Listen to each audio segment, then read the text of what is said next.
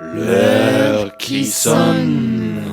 Bonsoir mesdames et messieurs à l'émission L'heure qui sonne. À gauche Tom Lawless, à droite au standard Lucia. Et moi-même je m'appelle Marcus. Ah oui, c'est vrai, c'est tellement intéressant ce qu'on fait parce qu'on peut carrément oublier son propre nom. Mesdames et messieurs... Ça m'est jamais arrivé. Hein, Ah, ça va venir, ça va venir. Ça, Donc, c'est- Tom, tu peux nous dire dans 2 mots qu'est-ce qu'on va attaquer aujourd'hui? Aujourd'hui, on a un invité, il s'appelle Gilbert Le Cossack, pardon. je Voilà, crois. Cossack, peut qui l'oublier. avait il avait fait 4 livres et que une s'appelle, le dernier titre de son livre, c'est Le souffle de la terre. Et ça s'occupe, il a fait des photos, on peut voir les auras de menhir en tout couleur, il a dépensé que l'énergie qui coule, on peut le peut-être utiliser, mais tout ça, on va lui interviewer et puis à voir qu'est-ce qu'il va nous dire. Il va avec nous pendant toute cette émission. Là. Ouais, Lucia, elle est déjà toute rouge tellement il est curieux, elle est curieuse, qu'est-ce qu'il va dire sur la Terre, mais peut-être d'abord on commence avec Un peu de Space News. un peu de Space News. Voilà, on va juste vite fait regarder qu'est-ce qui se passe dans le ciel et sur la terre. Et dans l'espace. Ouais, non, mais c'est ça, le Le ciel, ciel, ouais, pour voilà, moi, dans c'est l'espace. sky, le Excuse ciel. me. Never mind. Mais dans le space. Alors, et si on me dise, est-ce que tout le monde a le sentiment depuis 2 semaines, depuis notre dernière émission, qui était avec nous? C'est vrai, j'ai complètement oublié. Aïe, aïe, Ouais, aïe, mais aïe. j'avais peur parce que moi non plus je m'en souvenais pas de l'invité alors qu'il y en avait pas en fait. Oui, parce que c'était nous, on avait le vœu pour le terre, on a lancé le vœu Oui, pour le terre. c'est Et ça. que, voilà. Et moi, j'ai passé 2 semaines, c'est de faire mon cuivre, mon fleur en cuivre, qui était... Un tuyau de cuivre oui, qui va être posé et on peut mettre le vœu pour la Terre. Donc On tu l'a disais, fait pour est-ce le que terre. est-ce que les gens ont l'impression de, tu disais? Oui, exactement. Est-ce qu'on a l'impression depuis 2 semaines? Merci beaucoup. Peut-être Pour c'est le parce fleur. que moi, j'étais plein dans le fleur. Que Oui, il y a plein dans le ciel aussi, des fois. il y avait plein dans le ciel, ouais, mais c'était 2 semaines assez calmes. Ah, c'était hyper Franchement, cool. je peux dire, je ne mens pas. Ouais. Je dors bien depuis une semaine. Ah ouais. Ouais, Très, moi très, aussi, très je bien. dors Et très bien. c'est pas normal pour moi. Ah ouais, mais voilà, c'est que en ce moment, mais exact, depuis 2 semaines, juste pour récapituler vite fait sur le Space News, depuis 2 semaines, le soleil, il ronronne. Il ronronne. Ouais, ronronne. Comme oui. un Ah, petit chat tout content. Voilà. Ronron. Oui. Et elle est caressée par qui? Il était caressé, en fait, il était caressé par un astéroïde qui allait assez proche de nous, plutôt caressé la Terre. Hein. Un moment de notre, c'était le 8 et le 9 d'octobre. Et que c'était le chose le plus excitant, on peut dire, qui passait dans l'espace. Par le soleil qui ronronne, les tremblements de terre, il avait un peu diminué, il avait un peu fait quelques 5 ici, par là, mais pas grand chose, pas les choses. remarquable, ouais. Non, pas les choses remarquables. Il avait Donc, quelques-unes situation dans plutôt calme. Hein. la situation calme, il avait quelques-unes en Grèce, quelques-unes en Turquie, mais c'est le réplique que tu sais. Le tremblement de terre, c'est comme les présidents, hein, ça change. Hein. Ça change. Il est décisant. Et que normalement, si je me trompe pas, le soleil va commencer à mettre en action le début de décembre. Et que normalement, on va entrer dans la saison de tremblement de terre, qui est le milieu de décembre, en vivant l'équinoxe, le solstice. C'est le Bah, solstice. c'est le 21, je crois. Ouais, le 21, ouais, voilà. Et que ce moment-là, à partir de là, c'est le terre qui remet en route la machine. Ça peut être, mais il y en a Donc pas à partir encore. de là, je dors moins bien. Ouais, non, mais ça, c'est pas, peut-être ça, c'est par rapport de le soleil comme il était tranquille. Mais il faut Peut-être- dire, Peut-être que c'est lié à ton copain. Hein. Oui, c'est vrai. peut-être c'est ça aussi, ouais. Il avait pas mal de siffleurs. Comme on disait, X c'est maximum, M c'est Flair, milieu, c'est une énorme explosion sur le soleil. et si c'est le milieu. Alors on avait quelques siffleurs et que le moment que le soleil se fait quelques signes de révéler quelques flairs, c'était le 11 novembre. C'était le 11-11-11 et qu'il avait toute cette méditation autour de le 11-11-11 et que à ce moment-là, il avait un filament à former sur la surface de le soleil. C'est comme, si tu veux, comme un fouet, mais c'est un fouet de magma, de plasma géomagnétiquement chargé. Et on a des photos sur le site internet que tu peux aller les voir. C'est assez impressionnant. Tous ces trucs qu'on aimerait bien manger dans le purée, quoi. Voilà, ça c'est commencé le 12. Alors tout le monde a demandé, parce que c'était 700 000 kilomètres de longueur, quand même. Ah, c'est pas mal, il faut quelqu'un qui sait pas, mais à peu 28. près jusqu'à la Lune, c'est à peu près 300 000 kilomètres, donc c'est plus que deux fois la distance de la Lune. Sinon 28 fois autour de la Terre. Ah ouais. Ouais, c'est impressionnant. Et cette filament, c'est commence à continuer de grandir. Et le 15 novembre, c'est finalement, tac, c'est cassé. Et que ça, peut être assez dangereux parce que quand c'est casse, bien sûr, ça retombe sur le soleil et que ça peut produire les ex-flares. Alors, on est dans mon dos, dans mon colonne vertébrale. Mais voilà, tout s'explique. C'est dur à porter le monde. Tout s'explique. Alors, c'était cassé, voilà, le 15. Alors, il faut surveiller qu'est-ce qui se passe avec le soleil ici de 2 jours. Ça veut dire jusqu'à le 17 de voir s'il y a les next-flares qui vivent dans notre direction. Volcan, par quelque chose en particulier, c'est juste le nom particulier, c'est toujours en El Hierro, en Espagne. Ça s'est commencé à dégager des gaz très très toxiques et un truc qui est très horrible qu'on a trouvé qu'avant, il déposait des déchets nucléaires sur le volcan. Alors, je dis pas qu'est-ce que c'est en train de se passer. C'est assez alarmant comme situation, mais c'est pour ça que... On n'a pas une jolie fée quelque part? Non, j'essaie de chercher, mais il y a une jolie fée qui vivait. Je sais pas si on avait vu ça dans les journaux français. Moi, j'ai pas vu en tout cas.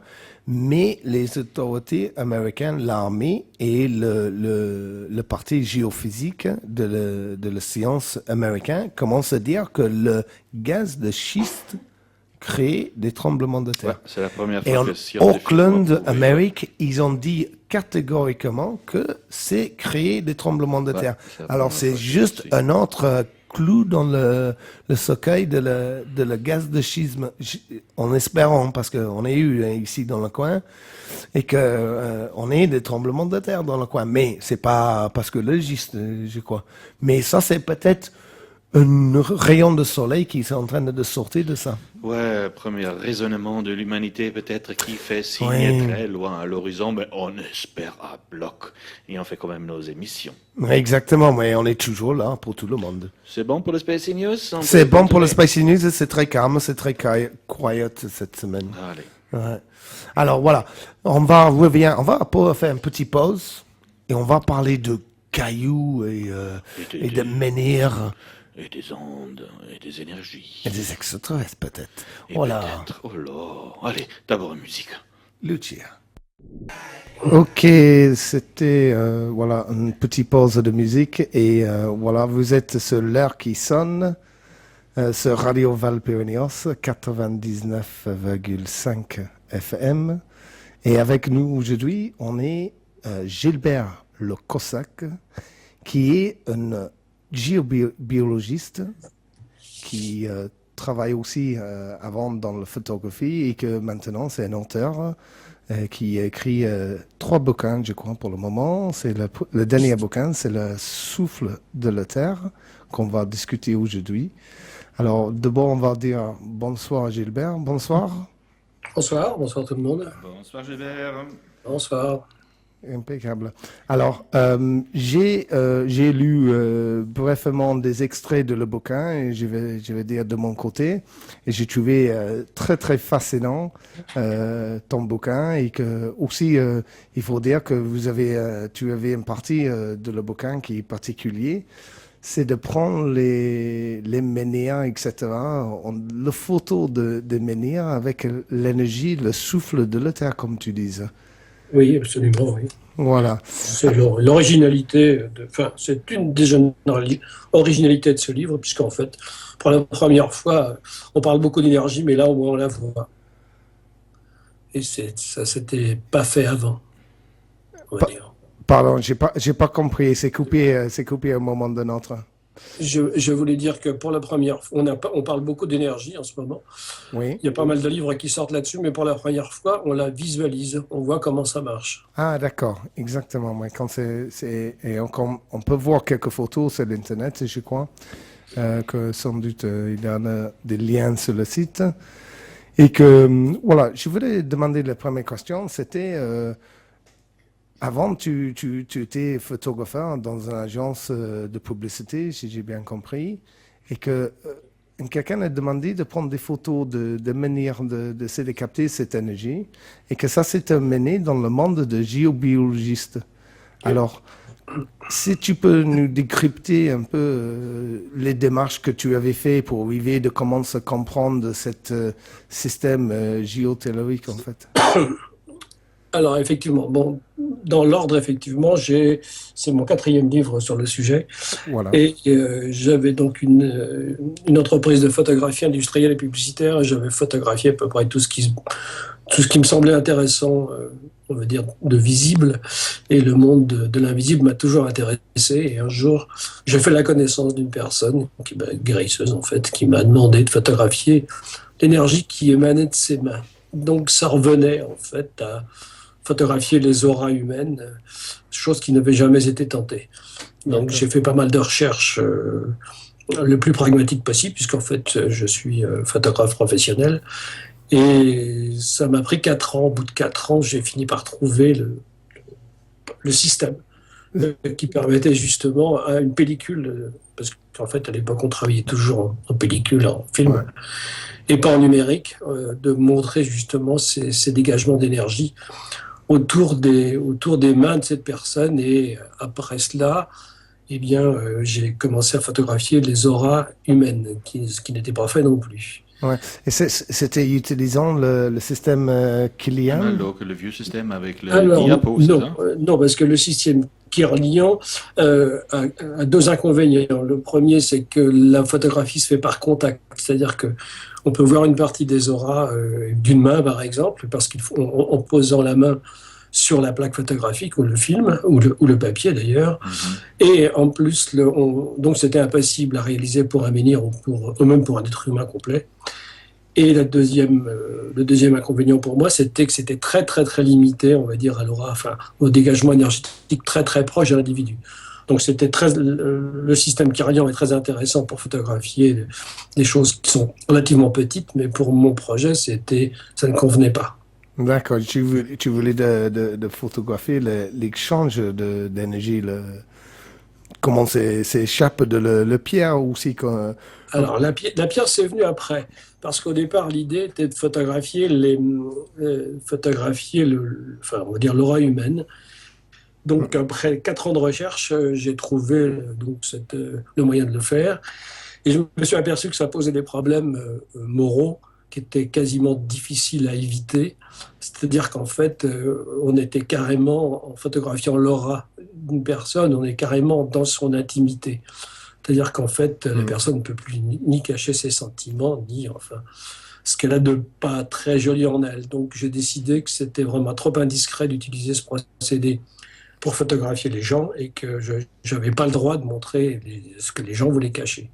Ouais. Donc je me suis retrouvé avec un système extrêmement performant, mais qui n'était pas utilisable. Et un jour, j'ai fait la rencontre d'un druide, c'est ce que je raconte dans mon livre, qui m'a dit « mais tu devrais essayer de photographier les menhirs ». Et donc je me suis intéressé aux menhirs à partir de ce moment-là, et avec des résultats immédiats. Voilà un peu la démarche. D'accord. Et que comme tu avais aussi fait un livre sur le pendule, comment s'associer avec le pendule, voilà, etc. Et que ça s'est arrivé avant ou après, ou pendant toute cette expérience avec le photographe, l'aura, des énergies. Alors, donc, le premier livre, ça s'appelait Le souffle du menhir. C'était, en fait, les informations étaient assez intéressante, puisqu'en fait, il y a pas mal de gens qui s'intéressent aux menhirs, mais faute d'avoir observé les dégagements d'aura, on va dire, personne ne savait exactement comment ça marchait. Donc j'ai fait un premier livre il y a une 12aine d'années, qui s'appelle Le souffle du menhir. Ensuite, pour que les gens suivent à peu près ce qui se passe, j'ai fait un 2e livre pour expliquer que les menhirs n'étaient pas, on va dire, des phénomènes isolés, mais construits, organisés.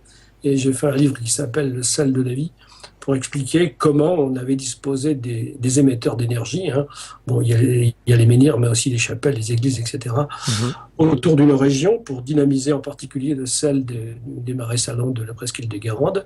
Puis je me suis rendu compte, en fait, que mes auditeurs, ils n'étaient pas très au fait du moins certains, des techniques de radiesthésie. Donc j'ai fait un livre sur la radiesthésie pour expliquer en particulier ce qui m'a permis d'aller faire ce travail, c'est-à-dire le travail de la science des émissions de forme. C'était le but de ce livre. Et après, on va dire une dizaine d'années, mon éditeur m'a demandé de recommencer, s'il pouvait rééditer le souffle du menhir. Mais comme ça faisait 10 ans que je travaillais sur le sujet et que j'étais allé voir Stonehenge et compagnie, les Crop Circle, j'avais pas mal de choses à dire, à rajouter. Donc on a refait un livre complet qui s'appelle donc Le souffle de la Terre, puisque le souffle du menhir, c'était le souffle du menhir, mais surtout l'expression du souffle de la respiration de la Terre. Ouais. Voilà. D'accord. Ok. Mais tu compares la respiration avec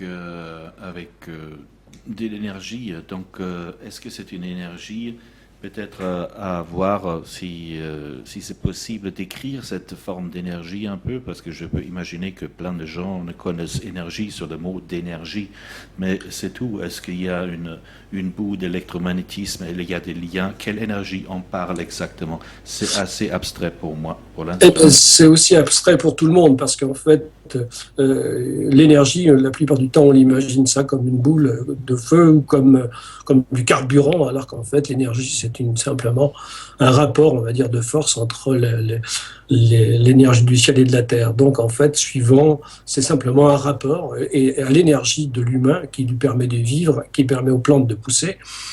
Cette force de vie, on va dire, est alimentée par deux sources principales. La première venant du ciel, c'est l'énergie du cosmique, et l'autre venant de la Terre, qui est l'énergie tellurique. Donc on va dire que l'énergie dont je parle, c'est toujours un rapport, une proportion entre ces deux forces-là, et l'une ne va pas sans l'autre. On va dire qu'elles sont de polarités différentes, qu'elles sont complémentaires, et qu'elles fonctionnent toujours ensemble. Voilà. C'est fait comme deux taurus, en fait, qui tournent autour d'eux, qui poussent une contre l'autre, l'énergie de la terre, l'énergie de le ciel. C'est ça?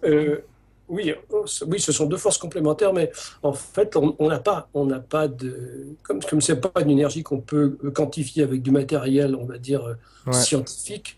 On n'a pas d'unité, on n'a pas de repère, on va dire. Donc, il a fallu adapter tout un vocabulaire pour exprimer quelque chose qu'on a du mal à concevoir. C'est exactement ce qu'Einstein il disait dans une de ses lettres de monsieur, un docteur, je ne me souviens plus le nom de le docteur, mais il disait, contraire de tous mes camarades dans le côté scientifique, moi j'ai utilisé des baguettes de sorcier et qu'il quantifie la réaction de la baguette, c'est une anomalie géomagnétique entre le champ magnétique d'un humain et le champ magnétique de la Terre locale.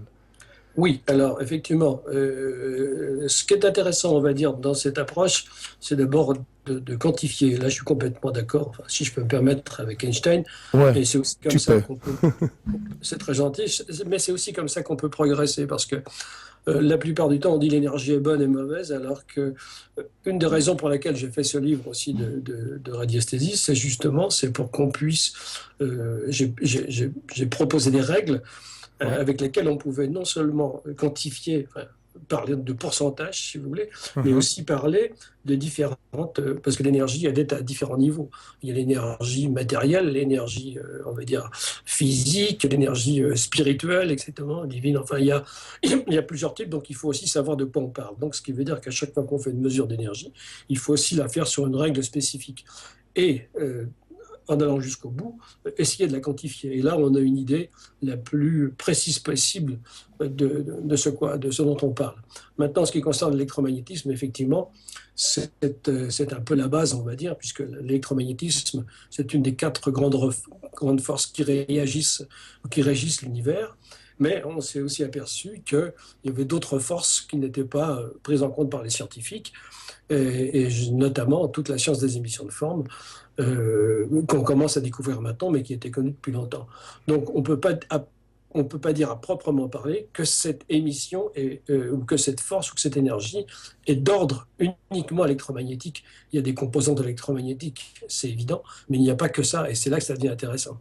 Mais électromagnétique, normalement, on a des unités, on peut le mesurer, l'électromagnétisme. C'est pour ça que je viens de dire que Ah, l'énergie telle qu'on la conçoit a certainement des composantes électromagnétiques, puisque l'électromagnétique génère des émissions de forme, mais on change complètement de repère, si vous voulez, quand on part dans l'énergie telle qu'on vient de la décrire.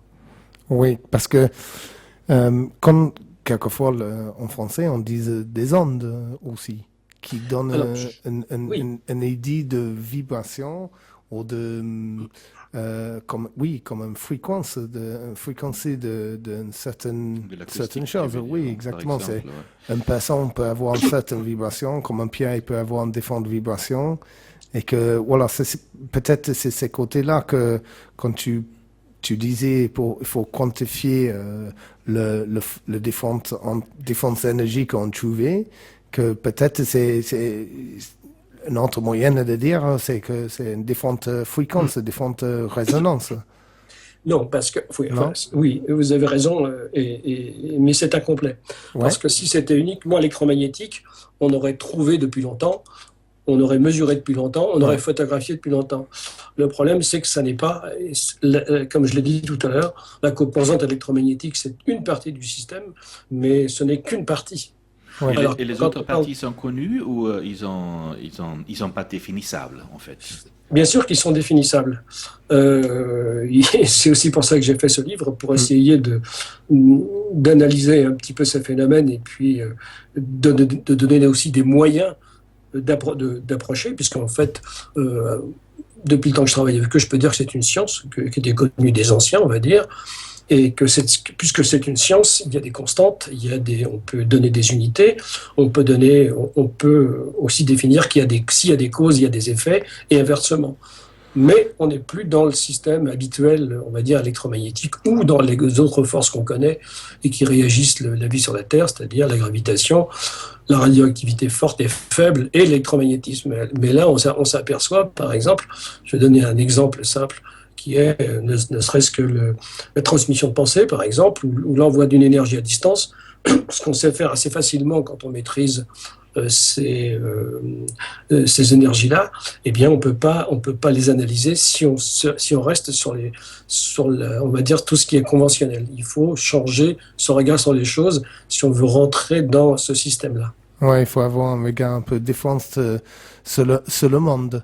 Bah, Un comme peu, la un peu. dernière fois, on a eu Nassim, tu vois, qui était très intéressé à Ouais. ce système aussi.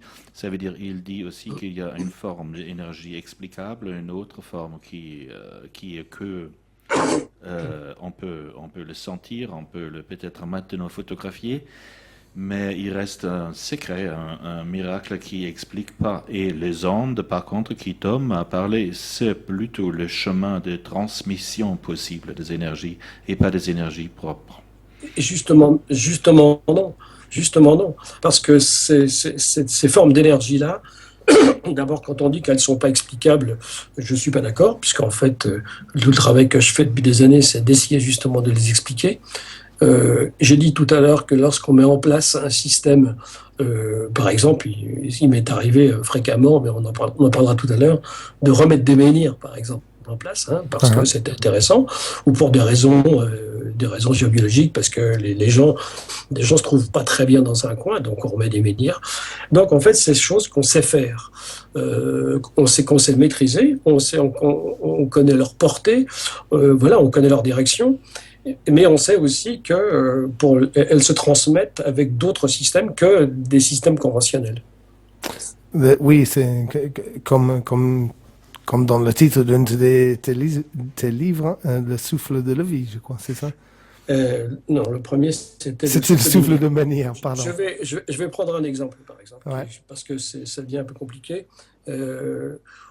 c'est une expérience qu'on a fait souvent entre nous, hein, des gens qui travaillent avec moi. On met une information sur un verre d'eau, par exemple. On peut la transmettre instantanément, à 5 ou 600 km de distance, à une personne qui est capable de la savoir et de la décoder. C'est-à-dire qu'en fait, ce système de transmission d'énergie s'affranchit de l'espace et du temps. C'est une forme de télépathie, quoi.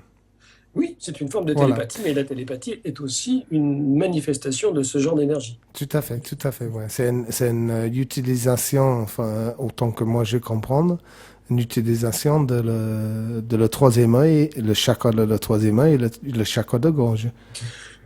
Ça, c'est un petit peu, c'est pas tout, Comment, oui, si comment, on veut, comment, mais, comment, les chakras, ça fait partie on va dire, du corps humain. Et ouais. nous, on est dans la transmission d'énergie. Alors, qu'on la capte avec un moyen ou un autre, je veux bien l'entendre, mais Ouais. au départ, il suffit d'un simple pendule pour Alors, savoir qu'elle est arrivée. on, Oui. on est parlé un peu de la défense énergie et tout ça, de comment c'est se passé, et que tu avais parlé de Stonehenge, d'Avery Wing, et aussi des crop circles, et que voilà, j'ai juste voulu de savoir parce que moi j'ai grandi dans ces parties de monde, dans le côté de Salisbury. Alors je connais très bien Stonehenge et Avery Wings, etc. Et aussi des crop circles, en français, je crois que c'est des glyphes agro... Oui, des agroglyphes. Oui. les agroglyphes, voilà, c'est des agroglyphes, voilà. Et que, mais voilà, moi j'ai suivi des crop circles depuis les années 90, que c'est un phénomène assez très, très intéressant. Et bien sûr, il y a beaucoup de monde qui fait un travail dessus par rapport des énergies, de sourciers, de radiatrices. Et que je voulais savoir qu'est-ce que c'était ton idée, comme ils ont construit Stonehenge, ils ont utilisé Salisbury Hill apparemment pour faire la construction d'Avery. Je veux juste savoir qu'est-ce que toi tu es pris comme des énergies de là-bas avec les crop circles, qu'est-ce que c'est tes impressions, quoi. Alors, mais c'est pas qu'une impression, puisqu'en fait, disons que pour étudier Stonehenge, pour comprendre un peu comment ça marche, il faut prendre un peu d'altitude par rapport à ce qu'on vient de parler. C'est-à-dire que je vous ai dit tout à l'heure que que le menhir n'est pas un élément isolé, mais que c'est toute une chaîne, toute une ligne, enfin c'est tout un système qui a été organisé. Ouais. Donc à partir du moment où on a un système organisé, on a aussi des émetteurs, on a aussi des endroits qui bloquent l'énergie. Il faut comprendre que tous ces menhirs-là sont, je le disais tout à l'heure, sont alimentés on va dire par les artères, par l'énergie qui vient de la Terre. Ouais. Donc en fait, au l'endroit où ces artères se recoupent, eh bien, les artères sont aussi comme des artères humaines, elles sont quelquefois très fortes, etc. Et là, on a des grands centres. Il faut savoir que tous ces systèmes-là fonctionnent à peu près toujours suivant le même principe, c'est-à-dire que une communication entre l'énergie de la Terre et du ciel. Ouais. Stonehenge est placé à un endroit stratégique. Stonehenge et Avebury sont placés justement à l'endroit où des grandes artères, 3 grandes artères qui viennent du Mexique, qui viennent d'Europe et qui viennent du pôle, se recoupent sous Stonehenge en particulier. Ouais. Et donc Stonehenge, c'est une espèce d'énorme générateur. C'est une de ses fonctions. Mais Stonehenge, c'est aussi quelque chose d'extrêmement complexe. Moi, j'ai étudié simplement cette partie d'énergie-là. Mais à partir du moment où on dit énergie, j'ai dit tout à l'heure qu'il y avait des énergies à différents niveaux. Et ceux qui savent utiliser cette énergie-là, parce qu'en fait, on a l'impression qu'on la découvre, mais elle a toujours été là, pouvaient s'en servir aussi à des fins thérapeutiques. Hein. À Stonehenge, on sait qu'il y a eu des gens qui se sont fait soigner là-bas. Exactement, il faisait la guérison à Stonehenge, oui. Et c'était une les choses qu'il a utilisées, quoi.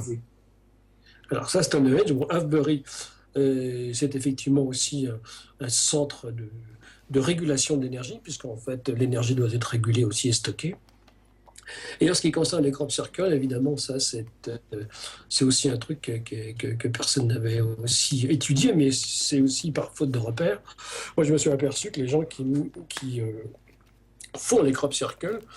Je vais revenir un peu en arrière. On va dire qu'à l'endroit où les artères telluriques se croisent, il y a des centres d'énergie qui sont des points chakras, comme les chakras humains. Voilà. Oui, exactement, qui Et traversent la Terre. voilà, et c'est là-dessus, que c'est sur ces points-là qu'on place les mégalithes en général, et les églises, les chapelles, et bien sûr les menhirs d'abord. Mhm. Et donc, sur ces points chakras-là, on a des centres où l'énergie, on va dire, est exploitable.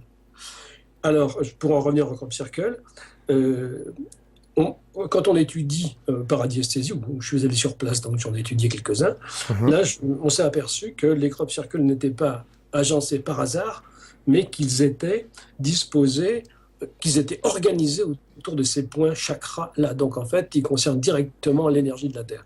On peut dire, en fait, pour simplifier mon propos, que les crop circles fonctionnent comme les menhirs.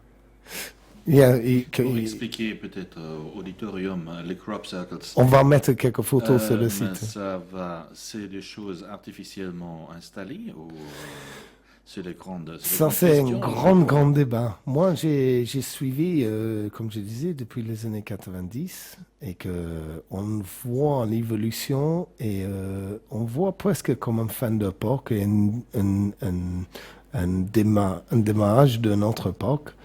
Et qu'il y en a des gens qui étaient pris en train de faire. Il y avait aussi un championnat en Nouvelle-Zélande d'une fois. Ouais, et qu'ils ont fait des jolies choses. Donc les crop circles sont le phénomène par vision de l'avion qui font des dessins dans le champ. Et puis toi, tu dis ou vous dites, Gilles, que ce sont des régions où les énergies se croisent aussi. Ouais. Oui, ce sont des énergies qui sont... On va dire que je suis à peu près certain qu'il y a plusieurs façons de lire ou de décoder les crop circles. Moi, je les aborde à ma façon, c'est-à-dire avec mes pendules, etc. Et puis, ce que j'ai déjà appris sur les missions de la Terre, ce ne sont pas des figures anodines, ce sont des figures actives. Et ce sont des figures qui activent également des points chakras. Donc, ce sont des figures qui servent à quelque chose. Voilà. Vous parliez tout à l'heure de concours ou de crop circle fabriqués. Ça c'est une chose. Moi je pense que les crop circles que j'ai étudiés ne sont pas fabriqués par l'homme. Ça me semble évident. Mais s'ils étaient fabriqués de main humaine, ils ne seraient pas posés comme ils sont posés sur des points chakras. Voilà. Ouais, d'accord, ok, ouais. Et oui, moi il y a un grand mystère autour de comment c'est fabriqué, les crop circles. En tout cas, moi, je trouve, en premier instant, oublier toutes les choses à côté, ils sont très, très beaux. Hein, comme dessin, quand on est allé dedans, on sent une espèce de euphoria qui est magnifique. Oui, c'est absolument splendide. Ouais. Ça fait appel aussi à des formules mathématiques, à des formules alchimiques. Enfin, c'est d'une très, très, très grande beauté. Je suis complètement d'accord. Et puis, ce que je comprends d'ailleurs pas, c'est pourquoi on n'en parle pas davantage, parce que c'est très interpellant comme... Oui, mais je crois que c'est parce qu'on ne sait pas l'origine. C'est difficile pour le public ou pour le scientifique de baser une théorie dessus. C'est ça le problème. Alors, je crois personnellement. On peut écarter les scientifiques, mais si vous voulez creuser un peu, vous pouvez aller voir sur le site de Sheboygan, où les humains ont posé la question à ceux qui ont dessiné ces crop circles. Et les crop circles, les gens qui ont dessiné leurs crop circles leur ont répondu. C'est-à-dire qu'ils ont donné aussi des informations sur eux-mêmes, ils ont... Et voilà, donc en fait, il y a déjà eu un dialogue entre les gens qui ont dessiné les crop circles et les humains. Oui, exact. Je vais juste récapituler parce que le Skype il est coupé. Mais je connais l'expérience que les gens, en fait, le jour avant, ils ont demandé pour un dessin particulier d'être fait dans un crop circle par la méditation, par la demande, et que le jour après ou 2 jours après, il avait exactement le dessin, ou plus ou moins exactement le dessin qu'ils ont souhaité. C'était ça? Non, ils ont donné c'était en écriture binaire, donc c'était relativement simple. Donc les autres ont répondu en écriture binaire. combien ils étaient. Les humains envoyaient une figure qui représentait un humain en disant voilà, la Terre est composée de ci, de ci, de ça. Et le lendemain, ils avaient la réponse des gens, des êtres qui ont dessiné les crop circles. Ils leur disaient non, non, vous avez oublié la silice. Donc en fait, ils connaissaient visiblement mieux la Terre que nous. Oui, oui, il y a un côté communication avec les crop circles. Ouais. Gilbert, je veux demander, est-ce que cette vision de crop circles, c'est quelque chose à voir avec votre travail de photographe à l'époque? Vous êtes passé dans des ondes comme ça par la photographie. Ça, j'aimerais bien comprendre un peu plus cette liaison du photographe jusqu'au presque chercheur de l'énergie et comprendre tout le network de menhirs de domaines en Bretagne. C'est quand même des pas énormes. Oui, pas énorme, mais enfin, à partir du moment où j'avais mis au point le procédé EPI qui permet de visualiser ces énergies-là, et il a fallu, je vous dis, j'ai rencontré un droïde qui m'a dit, mais il faut aller photographier les menhirs. Et j'ai eu des résultats sur les menhirs, mais tout de suite. Et à partir de ce moment-là, je me suis mis à étudier les menhirs, pourquoi ça marchait, et comment ça marchait, d'où ça venait. Et comme j'étais ignare, je suis allé voir, j'ai rencontré quelqu'un qui est prof, c'est un prof de technique, de scientifique de Brest, qui m'a appris des bases de la géobiologie. Et c'est comme ça que j'ai commencé à apprendre, on va dire, la science de la Terre, avec quelqu'un qui avait l'esprit aussi cartésien que moi, parce qu'il ne faut pas oublier que dans ce domaine-là, il faut rester cartésien, il faut rester concret, sinon on ne sait pas où on s'en va. Il faut rester tout strictement scientifique, quoi. Scientifique, je dirais plus rationnel, puisqu'en fait, on a dit tout à l'heure que les abords, la façon d'aborder l'énergie n'est pas une façon scientifique, puisque les scientifiques sont encore, je dirais, assez loin du compte, si je peux me permettre, simplement parce qu'ils n'abordent pas le problème comme nous on l'aborde, c'est-à-dire avec un autre regard, quoi. Ok, on va faire une petite pause pour un peu de musique, pour laisser les neurones se reposer. Vous reposer aussi, et qu'on revient, revient sur le côté technique et de photographie. Oui. Et que aussi, on va commencer à parler un peu plus, je crois, d'Égypte, des choses comme ça. On commence à voir un peu plus large que le menhir, comme le système de chakra que tu as parlé de la Terre. Alors, on va envoyer juste un peu de musique. Voilà, à tout de suite. Alors voilà, vous êtes l'heure qui sonne. N'oubliez pas ces questions, l'heure qui sonne, ça c'est question avec un S, et aussi les commentaires que vous pouvez mettre sur notre site internet l'heure-qui-sonne.com. Voilà, standard, c'est encore Lucia. Et puis on est sur la fréquence FM 99,5. Voilà. Et toujours avec nous en parlant de radiacisme, aussi de menhir d'énergie, le souffle de la Terre, le titre de le livre de M. Gilbert Le Cossack. Alors, Gilbert, on veut, comme on disait, déborder un peu sur le côté technique de photographe, pour voir quelle technique en fait tu utilisais pour avoir ces photos d'énergie, des boules d'énergie qui partent de le menhir. Alors effectivement, la première difficulté, c'est de pouvoir disposer d'un film qui soit capable de les enregistrer. La photo dans l'invisible, on va dire sur un plan technique, qui est relativement facile de nos jours. Avec les filtres, on peut aller dans le proche infrarouge ou dans l'ultraviolet.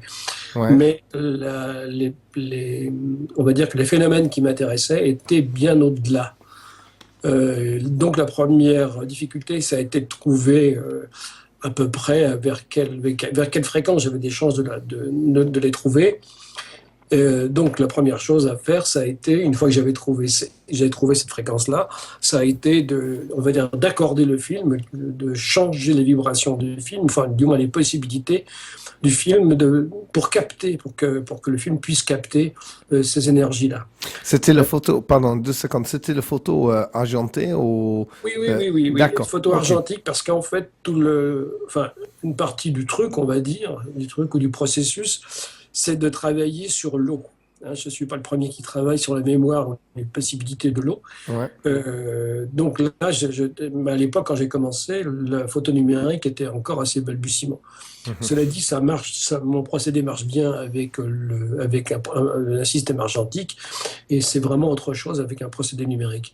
Donc, alors maintenant, j'ai donc réussi à modifier les caractéristiques du film avec d'autres procédés d'énergie, on va dire, pour monter la fréquence de captation du film. Et ensuite, donc, j'ai développé mon film, comme d'habitude, puisque faut pas oublier que j'avais tout à ma disposition un laboratoire couleur, piloté par ordinateur, enfin, un matériel assez performant. Donc tu as sensibilisé à bloc le film. Voilà, donc le premier travail, c'est la présensibilisation, ou la sensibilisation du film. Avec les sauts, avec les filtres, hein, c'est ça? Non, pas avec les filtres, avec un autre procédé d'énergie. C'est pour ça qu'il a fallu d'abord que j'apprenne la radiesthésie et que je commence à me familiariser avec ces énergies-là pour savoir d'abord où elles se trouvaient et comment je pouvais, on va dire, améliorer le film pour qu'il puisse les capter. Ça, c'était le premier travail. Oui, donc c'est des films classiques que tu pouvais acheter. Comment est-ce que tu n'as pas fait toi-même des films ou l'édition de Argenté là? C'est des films prêts et toi tu travailles avec une autre énergie là au-dessus pour les faire sensibiliser pour qu'ils peut donner des images des auras. J'ai compris maintenant. Pardon, excusez-moi. Oh non, vous avez commencé à comprendre, mais on est loin de Tout à fait. Parce que les phénomènes que je photographie sont invisibles. Donc le film, lui, il est réglé pour photographier le visible. Donc dans les premiers résultats, les résultats sont invisibles. Donc il faut maintenant, avec un autre procédé, aller chercher ces images invisibles pour les rendre visibles. Alors là, c'est un système que connaissent bien les gens qui pratiquent l'électronique. J'ai procédé par un système de déphasage de phase. Là, je vais faire simple parce que c'est assez compliqué. Disons qu'il faut trouver une fréquence de référence qui permette de descendre progressivement les fréquences très hautes pour arriver petit à petit à la fréquence visible. Et après quelques opérations, petit à petit, on voit les halos colorés qui agissent, qui se manifestent. Et au bout de quelques opérations, voilà, les halos colorés sont fixés définitivement. Voilà, donc ça veut dire qu'il faut aussi prendre certaines précautions et à la prise de vue et toute cette technique un peu compliquée au développement, qui nécessite à la fois une bonne connaissance de radiesthésie et un très bon matériel photographique derrière. Ouais, d'accord, ok. Vous avez compris? C'est pas. Moi, j'ai compris. Comme tu aussi, même moi. Gilbert, tu n'as pas fait une expo de photos au Acquérande, à la coopérative? C'est possible, oui. Parce que là, je crois, on s'est revu sur un vernissage. Parce que j'étais photographe dans le Marais Salante, à côté de la Sérac. Ah bah oui. J'habitais, ça y est, moi, à côté. J'avais un studio de photos à La Baule. À La Baule? Bah alors, on se connaît, là. J'ai fait développer des films chez toi. Ah ben oui, mais c'était pas un studio qui était ouvert. Mon laboratoire me servait parce que pour mes besoins. Donc c'était pas un laboratoire qui était ouvert pour le public, parce que je faisais pas mal de reportages d'industrie, mais aussi pas mal de publicités dans le coin. Donc mon laboratoire me servait, à mes besoins, quoi. C'était pas. Oui. Il y avait aussi un autre qui s'appelait Gilles, qui était aussi photographe. Comment? Il s'appelait comment? Gilles. Ah, je ne sais pas. Ok, pas grave. Donc, tu as manipulé cet film, tu as manipulé après électroniquement avec des phases pour arriver à des fréquences assez hautes. Voilà. Et puis après, tu as plus ou moins, disons, coloré pour faire les différences ou faire les auras. Non, j'ai rien coloré du tout. C'est simplement, j'ai mis un signal à chaque fois. Quand je dis un déphasage de fréquence, c'est-à-dire que j'ai intercalé, on va dire, sur le film, on ne voyait rien, un signal extrêmement précis, et ce signal-là, c'est lui qui fait déphaser les fréquences. Et au bout de 2-3 opérations, on commence à... Moi, je colore rien, parce que sinon, c'est tricher, sinon c'est intervenir manuellement. Ça, et ça, c'est formellement interdit. Ouais, on ne peut pas tricher. Non, Sinon, exactement. Ouais. sinon, ça ressemble à rien, ça ne veut rien dire, quoi. Ouais, Ouais. c'est une harmonisation de la fréquence électronique qui fait apparaître les Voilà. couleurs. Voilà. Ok, d'accord, super. Non, alors, Et je te demande encore, est-ce qu'il y a oui, d'autres pardon. gens qui utilisent cette technique sur cette terre pour faire montrer des objets différents que les menhirs et des oras? Alors, comme je l'ai expliqué tout à l'heure, le fait de ne pouvoir maîtriser cette technique, ça permet de montrer aussi des choses que les gens aimeraient aussi sans doute cacher. Donc, Mhm. j'ai des exemples où j'ai photographié des gens qui avaient des choses à cacher et je me suis rendu compte qu'on ne pouvait pas se permettre de montrer ça, de rendre ça public. Et maintenant, avec Internet, il suffit d'avoir une image un peu particulière pour que tout le monde se l'approprie. Ouais. Donc, j'ai décidé que ce procédé-là ne serait pas communiqué, mais parce que, en fait, chacun a droit à sa vie privée et à sa discrétion. Ouais, tu auras Pardon, peur des abus, Je quoi. peux juste demander une petite question parce que moi je suis nouveau à tout ça. Enfin, je connais absolument rien. Je suis nouveau à tout ça. Donc, les choses, vous disiez que les gens préféraient cacher. Non, oui. C'est quoi? C'est des émotions? C'est des Non, sentiments? je Enfin, vais vous donner un exemple très simple. Et c'est l'exemple qui m'a décidé à arrêter de photographier les auras.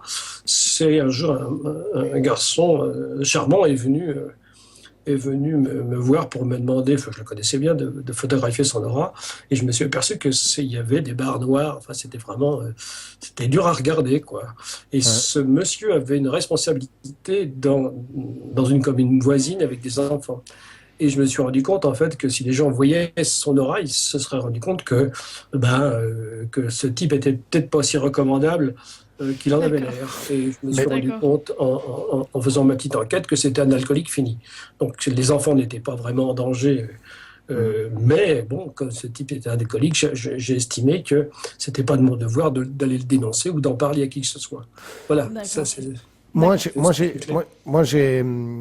juste pour dire de mon côté, moi, j'ai fait comme le magnétisme des garçons, des choses comme ça. Je vois des auras sur les gens. Et que bien sûr, il faut demander permission, etc. Sinon, on sent un peu comme en voyant quand on voit dans les gens ces auras. C'est pas très simple de faire sans demander. Mais peut-être, je sais pas, moi je crois si tout le monde peut voir les auras, peut-être ça va éviter beaucoup de bêtises que les humains ils font sur cette terre. Peut-être Oui. ça peut être un très très bon truc de. Ça peut se faire mal, bien sûr, aux gens, cette technique, mais en même temps, ça peut aider Oui, c'est ce que le j'allais race dire. humain de ranger ses Alors, problèmes, peut-être. Pourquoi ne pas l'utiliser pour le bon, quoi? Ouais, ouais, ouais, Alors, ouais. Bien d'accord. sûr, il peut l'utiliser pour le mal le aussi, bien. mais je crois que les humains sont assez grands, peut-être. Je vais répondre à ça. Ouais, Parce qu'en plus, en plus de montrer l'aura, le procédé permettait de voir les blocages sur le corps humain. ouais. Des blocages où il y avait des problèmes, des fractures, enfin bon, des problèmes où il y avait des zones à problème dans le corps. Mhm. Et j'ai essayé, moi, de rencontrer quelques personnes pour leur parler un peu de mon procédé, et ça n'a eu aucun écho. Donc, à partir de là, j'ai pas non plus. Moi, je travaillais avec mes fonds propres. J'étais Oui. pas là non plus pour sauver l'humanité. Je veux bien donner un coup de main, mais à partir du moment où ça n'intéressait personne, eh bien, mon système est retombé dans les oubliettes, et puis c'est tout.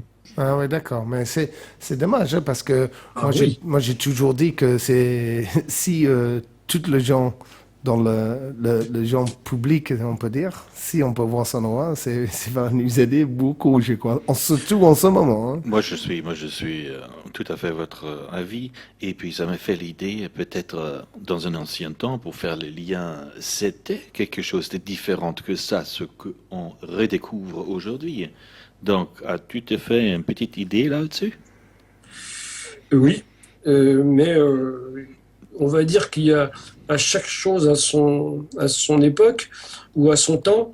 J'ai utilisé le procédé EPI pour expliquer un peu ce qu'étaient les menhirs. À partir de là, je pense que ça a débouché sur pas mal de choses pour moi. On parlera de la géobiologie tout à l'heure, et je pense aussi qu'on peut faire aussi du bien avec les connaissances qui sont venues de toute cette expérience. Donc je considère maintenant avec du recul que l'époque de la photographie, qui a fasciné beaucoup de monde, je dois dire, elle est révolue parce que maintenant je suis passé à autre chose, quoi. Voilà. Et puis pour remonter ce genre de travail, il faudrait des crédits, il faut du temps, il faut aussi des gens qui s'intéressent à ça. Donc les bonnes volontés, c'est bien, mais encore faut-il qu'il y ait derrière une volonté, je veux dire, caractérisée d'aller dans ce sens-là, quoi. Et ça, c'est un autre débat. Ouais, tout à fait. Mais si tu fais le lien avec une passé, tu as fait tes expériences sur les pyramides, sur les anciens temps. Est-ce que toi, tu as une supposition? Qu'est-ce qui pourrait avoir utilisé comme système de l'énergie de transmettre? À quoi ça servait peut-être? Même si c'est une thèse ou deux thèses, c'est toujours mieux, et une antithèse.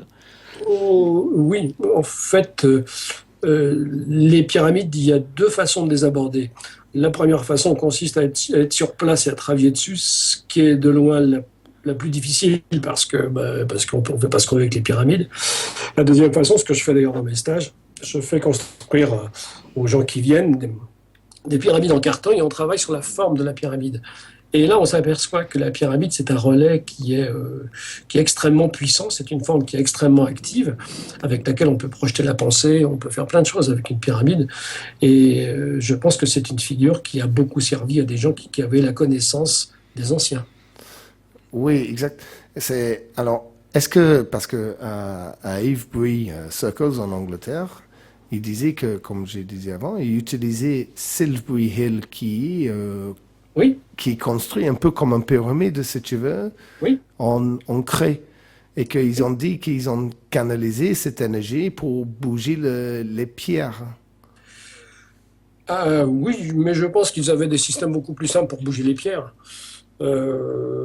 Ça, on ne sait pas trop comment ils ont bougé les pierres. Moi, je pense qu'ils ont utilisé un système avec le son, avec surtout aussi les lignes telluriques, puisqu'en fait, j'ai exposé dans mon livre une théorie sur laquelle ces personnes-là savaient se déplacer le long des lignes telluriques, parce que ce sont des l'énergie extrêmement puissantes. Bon, le son, on le connaît mal, mais on connaît mal ses effets, mais c'est aussi une énergie puissante. Il y a toute une science qu'on va découvrir petit à petit. Mais je ne comparerais pas une pyramide à Silbury Hill, qui est pour moi une pile. Voilà. Mais maintenant, il y a aussi toutes les suppositions sont ouvertes. Oui. Il y a beaucoup de choses sur le plateau de Giza en ce moment. En dessus le plateau, il y a presque comme une ville, quoi.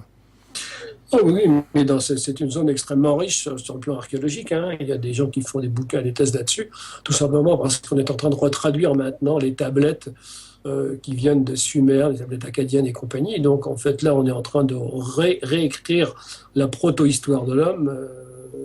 Il y a pas mal d'ouvrages qui sortent là-dessus.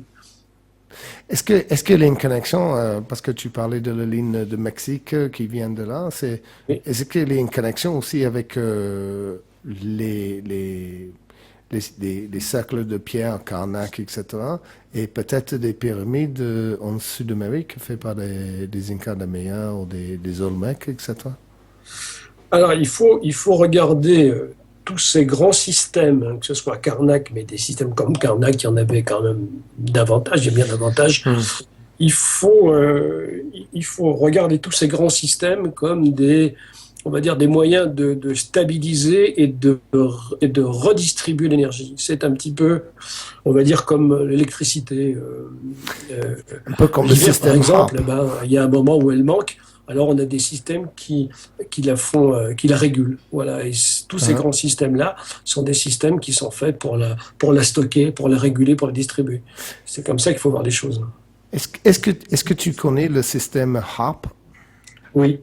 Alors, est-ce que on peut dire que le système HARP, il y a des installations HARP un peu partout dans le monde, mais est-ce qu'on peut dire que ce système HARP, c'est un système très crude, très base basique par rapport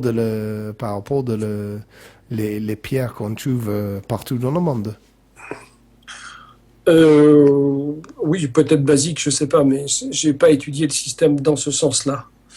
Le travail que je fais maintenant, enfin depuis que je suis là-dessus, c'est plutôt d'essayer de comprendre qui étaient les gens qui ont installé ça, et puis à quoi ça sert, à quoi ça servait, et maintenant à quoi ça sert. C'est-à-dire que c'est bien beau d'avoir des connaissances comme ça, encore faut-il qu'elles servent à quelque chose, puisqu'en fait, le déploiement mégalithique, c'est quelque chose d'énorme qu'on peut toujours pas expliquer.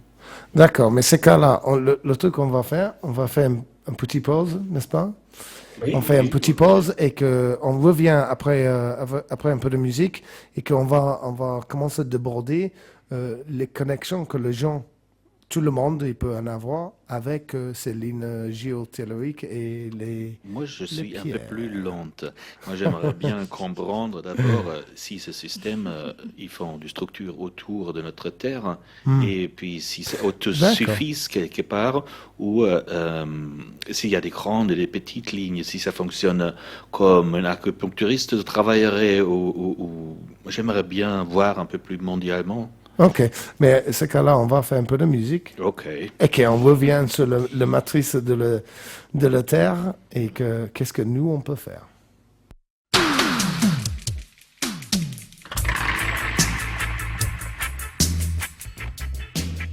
Donc vous êtes bien revenus à l'émission L'heure qui sonne et là on va relancer la conversation avec Tom Marcus, moi-même et Monsieur Gilbert. Donc voilà, je vous rappelle vite fait notre site, donc c'est L'heure qui sonne. Là-dessus vous avez toutes les informations qu'il vous faut et donc voilà, n'hésitez pas à y passer. Voilà, maintenant je vous passe Marcus. J'étais le plus curieux et puis je voulais savoir le système qui va autour, mais là je reviens juste et j'entends dans un mot parce que j'ai pas encore eu le casque sur les oreilles, donc vous parlez des Néandertals ou quoi? Alors, Hmm. règle après règle, le passé, après on fait la géologie, hein. Voilà, ok. Alors on va passer Néandertal, c'est Ah, ça? moi je veux bien. Ok, d'accord. Mais on est discuté dans le break, dans la pause, avec Gilbert sur le bouquin qu'il est en train de travailler, que la chose qui l'intéressait, c'était l'époque qu'ils ont construit le Stonehenge au Karnak, ou tout ce système de pierre. Et que tu disais que c'était l'époque de Néandertal, qu'il avait une influence qui vient d'ailleurs, qui fait le human erectus qu'on connaît aujourd'hui, c'est ça? Voilà, il y a deux phénomènes qu'il faut prendre en compte, hein. D'abord, l'homme, l'Homo erectus, et entre l'homme de Néandertal et Cro-Magnon, eh ben, on va dire que les mégalithes ont été érigés à peu près à cette époque-là. Uh-huh. Alors, on va dire fin du néolithique, fin du mésolithique, milieu du néolithique, on va dire entre moins 8000, moins 3000 à peu près, quoi. D'accord. Tous les mégalithes n'ont pas été érigés en même temps, hein. Il y a des systèmes qui ont été érigés bien plus tard, et notamment, par exemple, on parlait de Stonehenge. Stonehenge est très en retard par rapport aux édifications des mégalithes. Alors ça permet de faire un petit point aussi, c'est que on attribuait généralement, on a attribué quelquefois certains mégalithes aux Celtes, alors que lorsque on a construit Stonehenge, les Celtes n'étaient pas encore en Angleterre. Ce que je veux dire, c'est que à l'époque où on a commencé à ériger les gros mégalithes, l'homme n'était pas ni industriellement équipé, il n'était pas équipé non plus pour savoir ce qu'il était capable de faire. Quand on imagine que certains alignements sont sur 200 km et plus, enfin, moi j'en ai vu 200 km et plus, en ligne droite, on se demande comment l'homme de Néandertal était capable de faire un alignement parfait sur 200 km. Quand on voit que les mégalithes se coupent avec des angles extrêmement précis, on se demande comment les gens du Néandertal pouvaient le faire. Quand on cherche à Stonehenge, on ne sait pas comment les pierres ont voyagé si loin avec des moyens complètement complètement primitif. Donc, il est évident que si on raisonne le plus froidement possible, les pierres, on ne savait pas comment les transporter, il n'y avait pas de route, et surtout, ce qu'on oublie toujours, c'est que la population humaine était ridiculement faible. Ouais. Donc en fait, ils n'avaient ni les moyens, ni les connaissances, ni les moyens techniques. Et en plus, il ne faut quand même pas oublier que les pierres sont certains cercles sont orientés sur les solstices, les équinoxes. D'autres dessins reproduisent des constellations. Donc il y a un ensemble de connaissances astronomiques que les gens n'avaient pas, quoi. Ouais. Donc ce qui me fait dire que visiblement il y a eu quelque part une intervention qui est venue d'où on ne sait où, pour apprendre, pour installer tous ces systèmes-là dans un but, et puis après de laisser derrière eux des gens capables de les faire marcher. Intervention. C'est ce que j'appelle des anciens, des gens qui étaient là. Voilà. Et c'est là que je relis cette théorie au druide, puisqu'en fait, le druidisme, c'est une philosophie intemporelle, puisqu'en fait, on ne sait pas d'où ils viennent. On a essayé de les relier aux Celtes, mais visiblement, c'est pas comme ça que ça fonctionne. C'était avant. Voilà un peu un grand balayage de l'histoire. Ouais, c'est l'intervention sur le plan humain, comme on disait, qu'on ne trouve pas le lien qui manque, comme on dit en anglais, le missing link entre nous les humains maintenant, l'humain moderne, et le Néandertal. En fait, notre époque, il commence à croiser qu'on existait à le même moment, et que nous, on est arrivé assez fraîchement sur cette planète, qu'il y en a beaucoup de gens qui disaient qu'on vient d'ailleurs, des extraterrestres, d'ailleurs, et que ça, c'est une idée assez intéressante. Et que je voulais juste dire un truc sur la façon qu'il bougeait le pierre, parce que j'ai regardé une chose l'autre journée, c'était sur une énergie tachyon. Est-ce que tu connais l'énergie tachyon? Oui, mais c'est une énergie, c'est très intéressant, les tachyons. C'est hyper parce qu'en intéressant. fait, on a basé beaucoup de choses sur la vitesse de la lumière, et on trouve des particules qui vont plus vite. Oui, Donc, mais ils ont annulé cette information parce qu'ils quoi, ont mal placé le GPS, apparemment. Le tachyon, c'est ça? Le tachyon, Vous pouvez nous expliquer l'énergie un peu, tachyon. Oui, très brièvement, je crois Gilbert, il va juste expliquer l'énergie tachyon. Oui, bon, vas-y. C'est pas très compliqué. Enfin, c'est compliqué. Par ils ont beaucoup de mal à les trouver, mais ils savent qu'ils existent. Et en fait, ce sont des particules dont la vitesse est supérieure à la vitesse de la lumière. Voilà. Donc, ça repose tout le problème de. On parlait d'Einstein tout à l'heure. Ouais. Voilà, ça repose pas mal de choses. Sauf tout est relatif, quoi. Oui, tout est relatif. Mais ça commence à expliquer aussi pourquoi. On a des informations, c'est ce qu'on disait tout à l'heure en début d'émission, on a des informations qui voyagent instantanément. Voilà, exactement, ouais, comme le télépathie, moi. Oui, comme la télépathie ou le transport d'énergie, ou il y a plein d'exemples comme ça qu'on pourrait prendre. La magie, la prière, je ne sais quoi. Enfin, il y a beaucoup d'activités, on va dire, humaines qui tournent autour de ce genre de choses, qu'on a du mal à expliquer parce qu'on pense que c'est un peu de la sorcellerie. Alors que quand on étudie un peu ces phénomènes-là, on se dit, mais oui, effectivement, ces énergies-là se déplacent, ce qu'on disait d'ailleurs tout à l'heure, sur des émissions qu'on connaît, etc., qu'on peut susciter, avec lesquelles on peut travailler maintenant. Oui, comme le géotellurique, quoi. Alors, là, revient le système de géotellurique et que cette connexion mondiale qu'il a, comme tu disais avant... Les interchanges des énergies. Est-ce qu'ils ont des systèmes? Est-ce qu'ils ont des ondes? Est-ce qu'il y a quelque chose de compris déjà là au-dessus? Et qu'est-ce qu'on peut constater entre les continents, Est-ce que cette boule bleue que nous habitons, est-ce que c'est une ensemble dans ces énergies? Alors, la réponse est oui. Il faut donc tout d'abord commencer à comprendre ou admettre ce que les anciens savaient avant nous, c'est-à-dire que la Terre, c'est un être vivant. C'est Lovelock qui a trouvé ça il n'y a pas très longtemps, mais enfin, avant, on l'appelait Gaïa. Je ne vais pas partir là-dedans, parce qu'on va partir un peu loin. Mais pour faire simple, si vous voulez, on peut dire que le système artériel de la Terre peut être comparé, on va dire, à un arbre. Vous avez le tronc avec les grands courants qui passent. J'en ai cité 3 tout à l'heure, qui arrivaient sur Stonehenge. Et ce sont des courants de grande profondeur. Et et comme un arbre, hein, comme le nom l'indique, on a une arborescence avec des ramifications de plus en plus fines, c'est-à-dire qu'en fait, on a des courants de moyenne surface, on a des courants de surface, etc. Donc, on a une ramification quasiment... Profondeur, pardon, excuse-moi que je t'interromps. Profondeur, tu veux carrément dire en mètres? Oui, C'est ça pas se mesure très bien. en valeur. J'ai donné ces chiffres-là dans mon bouquin. Okay. Donc, il suffit de le lire et puis vous allez avoir à quelle différentes profondeurs les artères passent. Celles qu'on utilise, nous, la plupart du temps, ce sont des artères qui passent, on va dire, à une douzaine de mètres. Et les artères les plus actives qui passent sous Stonehenge sont aussi de l'ordre de la douzaine de mètres. Mais il arrive souvent que les menhirs soient branchés sur des artères qui passent à peu près à 5 mètres de profondeur. Après, ça pose un problème parce que on peut brancher les menhirs, mais on peut aussi les débrancher simplement en coupant, en faisant des travaux de terrassement, en mettant des lignes téléphoniques. Et à ce moment-là, on coupe ces artères-là.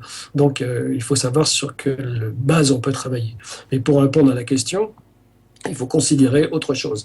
C'est-à-dire que on a parlé d'extraterrestres, on a parlé de guerre, on sait qu'il y a eu, il y a bien des années, un certain nombre d'explosions nucléaires avec des traces d'ailleurs qui sont encore restées.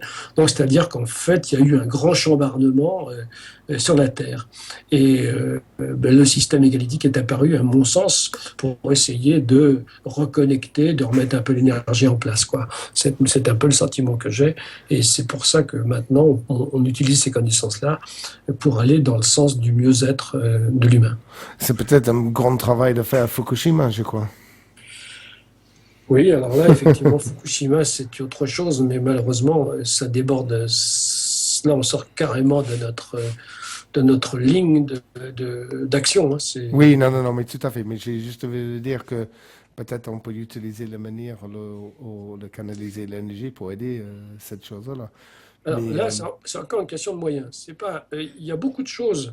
Il faut savoir, puisqu'on a l'air d'aborder sur la géobiologie, que les soins qu'on peut apporter à la Terre, ça coûte pas cher.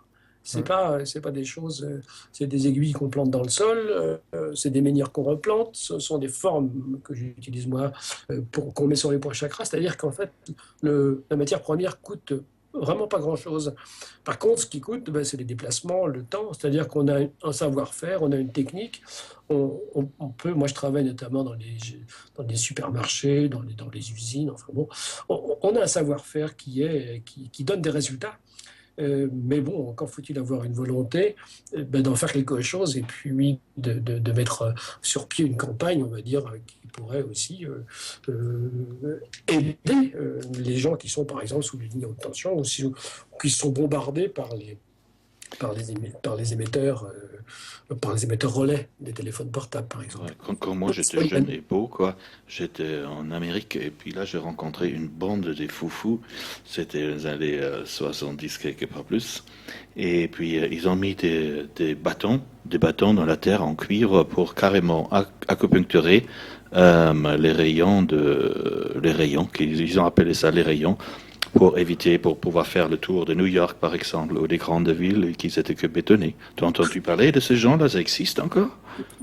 Je n'ai pas entendu parler, mais c'est une chose que je pratique depuis longtemps. Et moi, je commence à avoir des essais, on va dire, à long terme sur des poteaux, soit sur des éoliennes qui sont pas très loin de chez moi et qui sont une calamité pour la Terre, ou à côté de chez moi, j'ai une ligne à haute tension que j'ai neutralisée, et depuis avec des aiguilles d'acupuncture, et ça fait une dizaine de mois que ça tient. Alors qu'il n'y a plus aucune aiguille, mais j'ai simplement donné un signal sur ces artères-là. Donc c'est pour dire que la technique, on l'a, quoi. Mais maintenant, il faudrait pouvoir travailler à plus grande échelle, ce qui nécessite une volonté et des moyens, c'est ce que je disais tout à l'heure. Ouais, ce qui pourrait aussi provoquer un espoir pour une sorte d'avenir, utiliser notre temps un peu autrement qu'en gagnant de l'argent et en parlant de choses pas très importantes, quoi. Ben oui, mais malheureusement, on est obligé d'y aller, hein, parce que pour le moment, problème, c'est que maintenant, quand on voit ce qui se passe partout, on sait plus où on va, quoi, ça c'est clair. What about, et pour pardon, j'ai parlé anglais là, terrible. Oups. Et que, est-ce que, parce que j'avais quelqu'un qui passait chez moi l'autre journée, on a parlé de WiMAX, parce qu'il commence à mettre le WiMAX un peu un peu partout, dans certains villages, et que j'ai déjà les gens qui viennent me voir qui disaient qu'il y a des problèmes avec son sommeil, avec des problèmes de ventre, etc. Est-ce qu'il y a des choses que les gens ils peuvent faire pratiques, peut-être même juste un petit truc chez eux contre ces ondes ou... Non. Non, malheureusement, c'est comme la Wi-Fi, c'est pareil. Il y a d'autres. Moi, j'ai un exemple aussi qui est malheureux. Je fais souvent des stages en Bretagne parce que c'est mon pays. Et j'ai constaté que lorsqu'ils ont, dans la région de Vannes par exemple, lorsqu'ils ont doublé la puissance de la télévision numérique, et en ce moment, un des gros problèmes de la civilisation, c'est le transport d'images numériques qui pollue énormément. Mais du côté de Vannes, donc, lorsqu'ils ont doublé la puissance des émetteurs, eh bien, la plupart des menhirs sur lesquels je travaillais se sont arrêtés. C'est-à-dire que le menhir, c'est un pulseur naturel qui fonctionne non-stop toute la journée. Mais à partir du moment où il est contrarié, on va dire, par des champs électromagnétiques parasites, ben, il s'arrête tout simplement. Donc en fait, toute une zone qui était régulée, qui était énergétisée, on va dire, par les menhirs, eh ben, elle est en train de se tarir maintenant, quoi. Alors à terme, on ne sait pas ce que ça va donner. Mais quand on constate ce genre de choses sur place, c'est assez angoissant. Donc avant, on s'est empoisonné par les rivières, et maintenant, on commence à se empoisonner par les rayons. Absolument. Par les rayonnements, il ne faut pas oublier. Les rayonnements, pardon. Ouais. Non, c'est une bonne remarque, mais j'ai dit en début d'émission que il y a le rayonnement électromagnétique, mais le rayonnement électromagnétique s'accompagne aussi toujours d'une émission de forme. Et c'est celle-là qui est quasiment la plus dangereuse. C'est-à-dire qu'en fait, que même quand on arrive à se prémunir du système électromagnétique, c'est-à-dire avec des peintures spéciales, enfin, ou avec des arbres, parce qu'il y a des moyens de modifier ou de perturber les champs rayonnés. Mais on a toujours ces émissions de forme-là qui sont préjudiciables, quoi.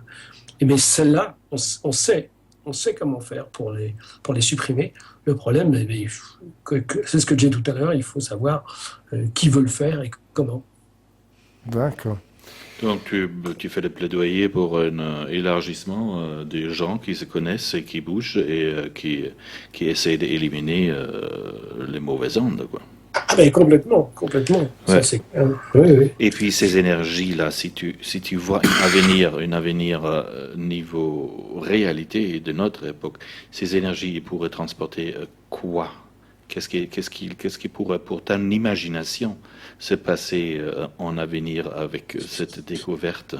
Quelles possibilités on a et quelle va peut-être être la réalité? Alors, ces énergies-là, elles sont à notre disposition. Elles coûtent rien. Et on va dire qu'elles nous reconnectent. Je disais tout à l'heure, hors antenne, je crois, il ne faut pas regarder simplement l'énergie, on va dire brute, qui nous fait vivre, qui nous apporte le dynamisme avec lequel on se lève le matin, mais aussi qui nous permet de nous connecter à des plans supérieurs. Il ne faut pas voir l'énergie comme une chose monolithique, c'est aussi une ouverture spirituelle, et celle-là, il ne faut pas non plus l'oublier. Donc cette énergie-là, si on pouvait se la réapproprier, c'est sûr que d'abord l'homme se porterait mieux, hein, parce que là, en géobiologie, on a des résultats, c'est-à-dire que quand une maison est harmonisée, les gens s'entendent mieux, se portent mieux, etc. Ils ont beaucoup moins de soucis de santé. Et puis après, peut-être ils ont une ouverture d'esprit ou de cœur, si l'on veut, qui est peut-être un petit peu supérieur aussi. Donc on a tout à gagner à connaître ces énergies-là et à les pratiquer. Donc je pense que l'homme serait peut-être un peu plus humain s'il allait vers ces connaissances-là. D'accord, ça peut éliminer aussi pas mal de pollution, des techniques qu'on utilise en ce moment, en fait. Mais oui. Oui, mais il est extrêmement facile de mettre un menhir en panne, mais il est aussi extrêmement facile de le relancer. C'est un système, c'est comme un système électrique. Il suffit de le rebrancher et savoir où on le branche. D'où la connaissance des émissions de forme, la connaissance des points chakras. D'où cette connaissance-là, c'est là que c'est utile. Donc en fait, c'est pas très compliqué. C'est pas dramatique. Maintenant, il faut s'y mettre. Hein. Il faut du monde sur place. Et puis, il faut la volonté de le faire. Ok, et niveau côté technique de l'énergie géotellurique, est-ce que, dans ton avis, est-ce que ça change pendant l'année? Est-ce que ça change pendant, par exemple, une forte activité solaire? Est-ce que c'est constant? Est-ce que ça ne bouge pas? Est-ce qu'il y a des décisions, des choses comme ça? Oui, ça bouge effectivement. Ça bouge, mais ça bouge aussi tout le temps. Par exemple, on sait qu'on a des pics d'activité, les jours de pleine lune, par exemple, hein, quand il y a des éruptions, des taches solaires, des choses comme ça. Ouais, d'accord. Là, on sait que il y a des moments, des moments des solstices, des équinoxes. Enfin, c'est toute la nature qui réagit comme ça. Tout à fait. Le problème, c'est que ces énergies-là, qui viennent du ciel, on ne peut pas les contrôler. Hein. Elles sont là. Donc il faut mettre en place un système, parce que celle de la Terre, on peut agir dessus. Donc là, on peut travailler. Maintenant, effectivement, il y a des moments où c'est fort, des moments où c'est moins fort. Ça dépend. Mais on va dire que globalement, il est difficile de se caler sur les énergies du ciel si on veut mettre des systèmes fixes, comme des harmoniseurs dans une maison, ou simplement relancer un menhir. Là, on ne peut pas tenir compte de l'énergie du moment du ciel. Voilà. D'accord, ok. Je veux te demander une autre chose.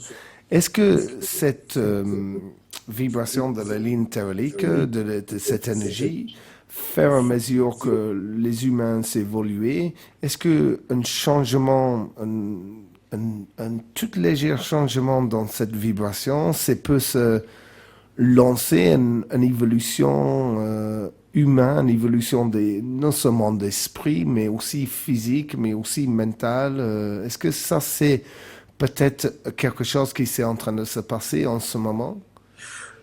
Alors là, j'en doute.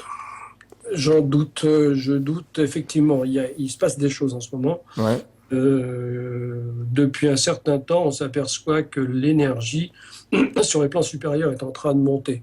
C'est-à-dire que toutes les règles que je donne dans mes livres sont un petit peu, on va dire, en recul parce que l'énergie est plus forte. Oui, moi j'ai remarqué que c'est changé depuis le 21 décembre 2009 à peu près. Il y avait un grand changement à ce moment-là. Oui, là, en ce moment, c'est sûr qu'il y a les grands lieux, les hauts lieux, par exemple, vibrent davantage. Alors, est-ce que c'est un signal? Je ne sais pas. Mais comme de l'autre côté, l'homme s'arrange pour, on va dire, pour dégrader la Terre de plus en plus. Est-ce que c'est pour compenser? Je ne sais pas. Mais je pense qu'on assiste à ces deux phénomènes-là. Oui, parce que comme on est en train de changer d'une époque d'une autre, de l'époque de Poisson, de l'époque de Verseau, il y a pas mal de choses astrologiquement qui changent en ce moment dans cette époque de 50 ans. Hein, et 50 ans dans la vie de la Terre, c'est même pas un battement de l'œil. Mais est-ce que je veux te demander, est-ce que dans ton sentiment, est-ce que tu es senti quand tu fais la géobiologie, ce changement dans les lieux quand tu revisites les lieux? Oui, alors, certainement. Pourquoi? Parce que ça paraît curieux, mais il y a une interconnexion entre les lieux et les gens. C'est-à-dire qu'en fait, il faut cesser de considérer le lieu comme une matière inerte. On a constaté, moi je dis c'est l'équipe avec laquelle je travaille, là, ou qui travaille avec moi, on a constaté que lorsqu'on allait sur un lieu, travailler sur un lieu, souvent le lieu commençait à se mettre en vibration avant qu'on arrive. Mais se mettre en vibration physiquement. C'est-à-dire que les points chakras commencent à être en expansion, etc., comme si le lieu devinait, savait, ou quelqu'un venait sur place pour commencer à mettre le lieu en vibration. Un puissantement, quoi. Oui, il y a une interconnexion entre le lieu et l'humain qu'on ne connaissait pas il y a 3 ou 4 ans, quoi. Mais on commence à constater maintenant que le lieu réagit, on va dire, presque avant qu'on arrive. D'accord. Ça, c'est intéressant. C'est super intéressant. Ouais. Et ça donne la possibilité d'être content avant qu'on arrive. D'abord de commencer à respecter le lieu déjà, Ah ouais, ça, de, conditionnement. de faire silence, de pas d'arriver, de respecter le lieu. Et c'est une autre, on va dire, une autre façon d'aborder les choses que d'arriver sur un lieu avec respect et reconnaissance, quoi. Ah oui, l'éternel respect pour la terre. On est bien d'accord. Bah, maintenant, ça devient compliqué pour toi. Tu devines pourquoi? Non. Alors, Tom et moi, l'année prochaine, on va faire un tour de l'Atlantique jusqu'à la Méditerranée pendant 4 mois. Oui, Et puis, on est en bas, au pied des Pyrénées, et on fait un projet qu'on appelait un vœu pour la terre. oui, Et là, Tom a construit une fleur en cuivre où les gens peuvent toucher. On va faire pendant 4 mois de différentes stations toutes les semaines. Et puis, on va inviter des gens de participer pour un vœu pour la terre. Oui, le fleur, il va être installé avec un arbre qui s'est planté dans un lieu particulier par rapport de les lignes géotelluriques. Et oui. que, voilà, le fleur est resté là autour de l'arbre pour le week-end. Les gens, ils peuvent venir à n'importe quel moment, même si c'est le plein milieu de nuit, et fait son petit vœu pour la terre. C'est gratuit. Ce qui est important, c'est pour la terre. Ce Voilà, n'est pas c'est pour pour nous, c'est pas pour les humains, c'est pas. Ce sera gentil ici. Voilà. On a aussi des Et vœux que- pour nous, mais cette fois-ci, de ne pas personnaliser sur les êtres humains, mais pour cette planète, pour bien comprendre qu'il est vivante, on va essayer de demander aux gens de donner un vœu. Voilà. Et qu'on avait demandé, on demande tout le monde de participer pendant l'été 2012.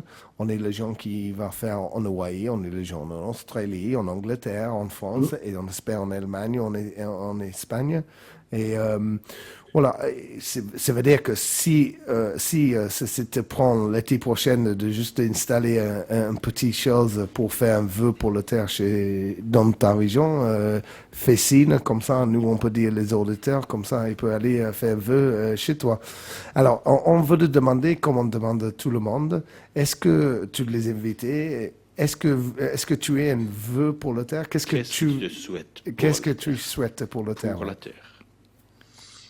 On Je, embarque cette je vœu, hein. souhaite tellement de choses pour la Terre que je souhaite effectivement que la Terre et les hommes s'entendent. Ah, Ah, c'est ok. très bien. Excellente. Voilà. Bien D'accord. compris, on va embarquer cette vœu-là. Voilà. Et puis peut-être on dit merci. Oui, Gilbert exactement, hein. Lecossec. On est Puis- arrivé à la fin de la mission. Ouais. Et puis on Presque. te souhaite que tu rencontres plein de lieux géniaux avec des gens géniaux.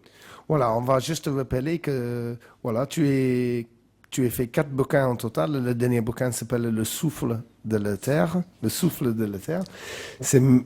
Comme je disais au début, j'ai lu des extraits, mais le moment que j'ai commencé à lire, j'ai complètement capté et que c'est vraiment fascinant comme un livre.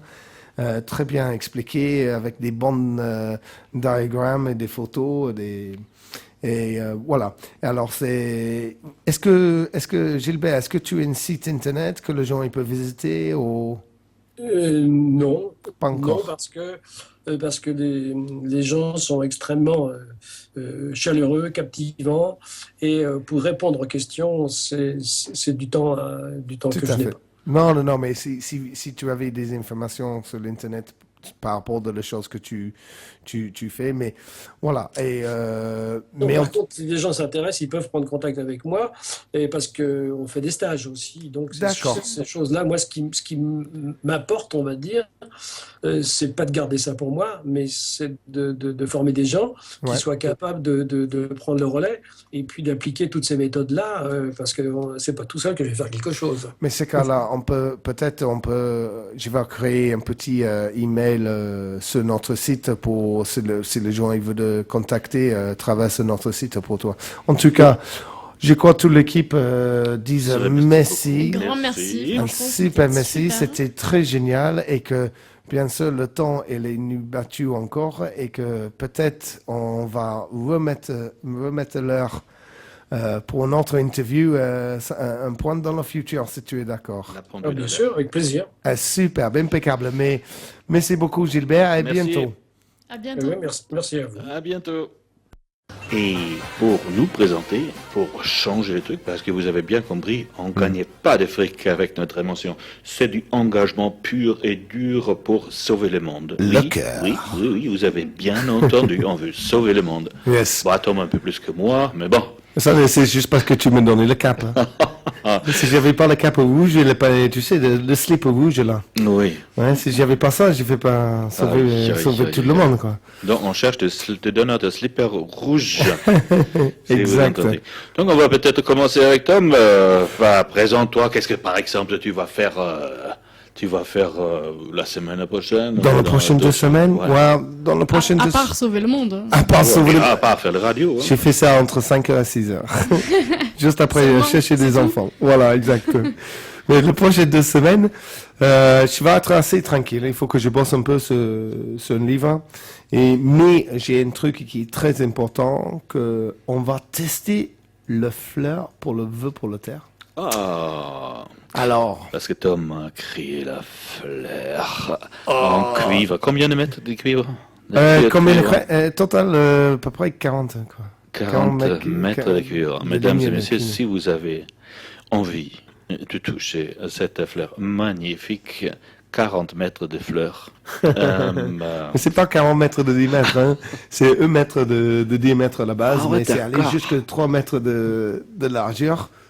Mais on va faire ça samedi prochain, ça veut dire le samedi, c'est le 26 novembre. Le 26 novembre, va être là dans la journée à Ponticinard. À Ponticinard. Ça, c'est à côté de Saint-Gaudens. Si tu veux Saint-Gaudens, tu sors de Saint-Gaudens, tu prends la route qui allait direction Saint-Jean au Salis de Salate. C'est juste passé Miramont de Comminges, en fait. En route pour Figueroa et tout ça. Alors, si les gens Donc, c'est veulent là que tu venir, habites, et puis là tu vas aller dans le parc et on va poser la fleur. On va et poser la puis, fleur. On va faire un petit film peut-être. Hein, on pour va le mettre. filmer, voilà, et de voir si on peut pas faire finalement comme un petit publicité pour cet événement pour l'année prochaine. Et ça doit être à quelle heure? Hein? Ouais, on va démarrer à 11h le matin, mais si le temps il fait beau, on va essayer de rester. Moi, je vais être là toute la journée. Sinon on va aller au bar. Oui, exactement. Sinon, on emmène au bar. Soyons pas bêtes. On va boire le thé quand même. Pour boire un thé. Oui, exact. Dimanche midi, boire. Mais voilà, on va être là entre 11h le matin et 5h30, le temps que ça commence à faire nuit, quoi. Alors, tout le monde qui veut venir être le premier de tester le fleur et la puissance de le vœu. Parce que... Pour la terre. Pour la terre. Le vœu pour la terre. Voilà, si tout le monde va venir, c'est juste à côté, juste en face de l'église, le parc. Il est joli parc. Juste à côté du café, quoi. Oui, juste en face, ouais. Et De la Lucia, terrasse. alors raconte un peu de ta Moi. vie. Alors, moi, j'ai toujours la vie d'une étudiante. Hein. Je suis Oh. pas comme vous. La connaissance. Donc, on oui, va moi, presque non plus, hein. je vais en cours demain, donc à la GS Patard, pour enregistrer de la percu. Toute la journée. Toute la journée. Toute Donc, la journée, la percu. oui, sans arrêt. Donc, voilà. Cauchemar. Ouais, Ça va être bien. hein. Si tu aimes le batterie, Voilà. et les percussions, Je- c'est pas très dans ce génial. temps-là, les C'est fêtes ça. qu'ils n'ont pas arrêté jusqu'à 3 jours. Mais toi, tu as fait des espèces de batteries, de j'étais- tambours avec j'étais constructeur de Qu'est-ce que- tam-tam dans une tam-tam. époque en argile avec des effets spéciaux où on peut souffler dedans pour changer le son. Ouais, il avait Avec un des petit clapets tuyau. qu'on tire avec les oreilles et tous ces trucs-là. Ouais. Bah, moi, je suis devenu enfin adulte. Maintenant, tu veux sauver le monde. Non, bah, ouais. Et toi, après le conservatoire, là, la semaine, comment elle va continuer? Inch'Allah. Eh ben, je vais continuer avec ton livre audio. Ah, ah. Non, Parce je pense. Parce que voilà, moi, je crois que je l'ai déjà dit dans la dernière émission, je fais un petit boulot de côté pour Marcos, qui a effectivement un livre audio. Et moi, je l'édite. Et voilà. Mhm. Ouais. Et, C'était- et c'est compliqué à faire? Ça prend du temps. Ah, C'est long. C'est Ouais. long. Mais Marcos, bon. tu sais, Marcos, il est lent. Il prend les choses lentement. Non, mais après, c'est hyper intéressant, quoi. Ouais, mais ça, c'est ton bouquin, c'est parce que c'est des titres allemand-français. Le titre, c'est Roulotte Kistenseele. roulotte, tout le Kistenzähler. monde comprend. Et Kistenzähler en allemand, ça veut dire lame d'une caisse. Ah ouais. Bah, c'était très difficile. Je faisais ça en allemand et puis le problème de la traduction, elle est énorme. Donc ça dure un certain moment. Mais enfin, ça commence avec que eine roulotte en allemand, c'est une chose. Et c'est la roulotte qui raconte sa vie. Hein. C'est la roulotte qui raconte sa vie. C'est pas moi. Hein. Et puis la chose raconte quelque chose. Et puis en français, c'est tout de suite lié aux femmes. Une roulotte, c'est féminin et tout ça. Donc ça commence avec le bordel comme ça, de pouvoir traduire. Mais j'en ai eu 3 bonnes copines qui m'ont bien aidé. Et puis C'était très féminisé. Olivane, ma copine, a presque pété un câble quand elle a lu le bouquin la 5e fois. Et là, il y a quelqu'un qui nous a... Parce que c'est édité en français comme bouquin, là, maintenant. Et un copain a écrit un jeune qui a fait toutes les corrections qu'on n'a pas trouvées avec les 5 nanas qui ont corrigé ce bouquin. Il y a au moins 7 fautes encore dedans.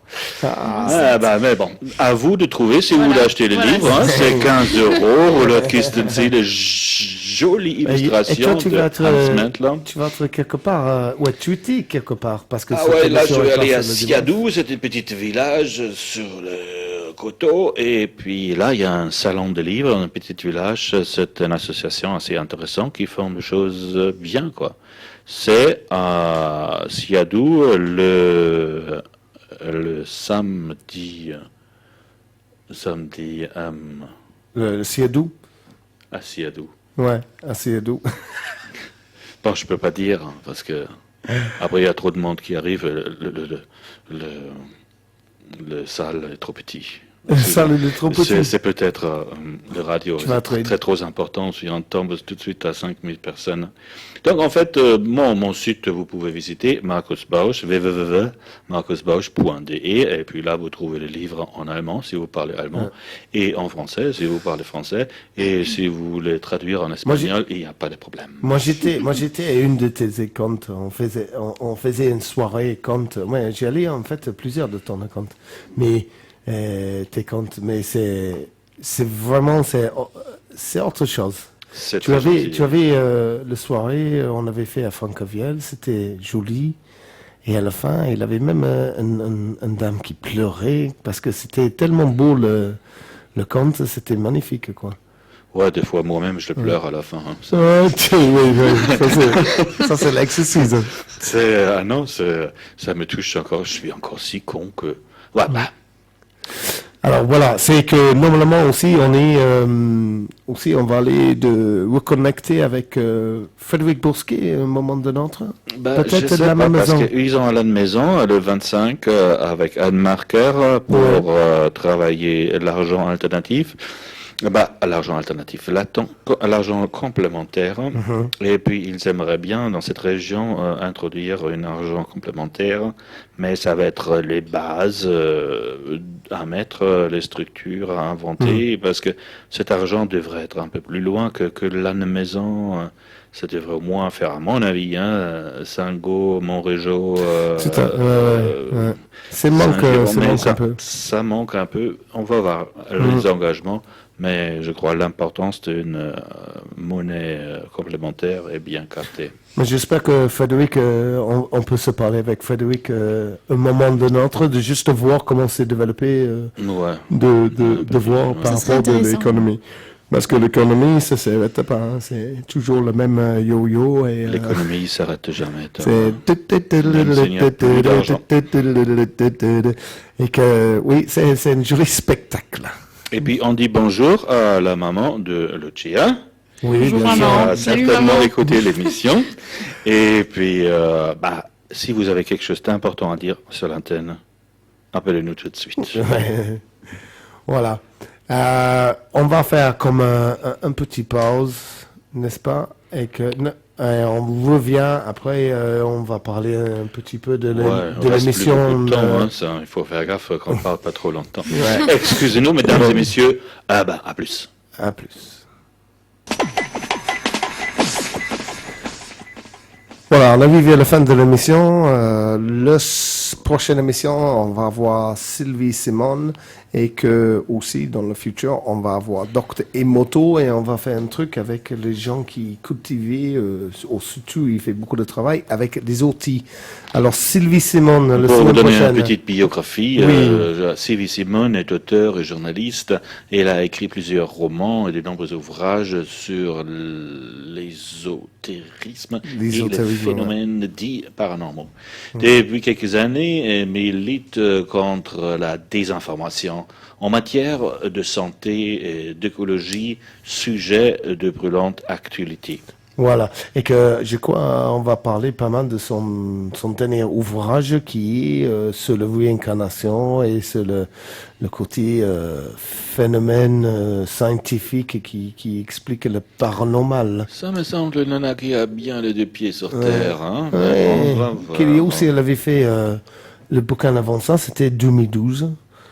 Alors Ouais, ça s'est fait là, j'ai expliquer. juste lu parce que là, elle a fait 2012 pour ne pas avoir peur à ceux qui ont peur. Ouais, et c'est très bien, ça. D'enlever la peur pour ceux qui ont peur. Ouais. Et que c'est- Bonne démarche, je crois. Je vole sur le texte. Elle dénonce que notre culture moderne imprègne d'une éducation essentiellement individualiste qui fait abstraction de tout principe d'ordre supérieur. Ouais, ça nous va, Tom. Qu'est-ce que tu penses?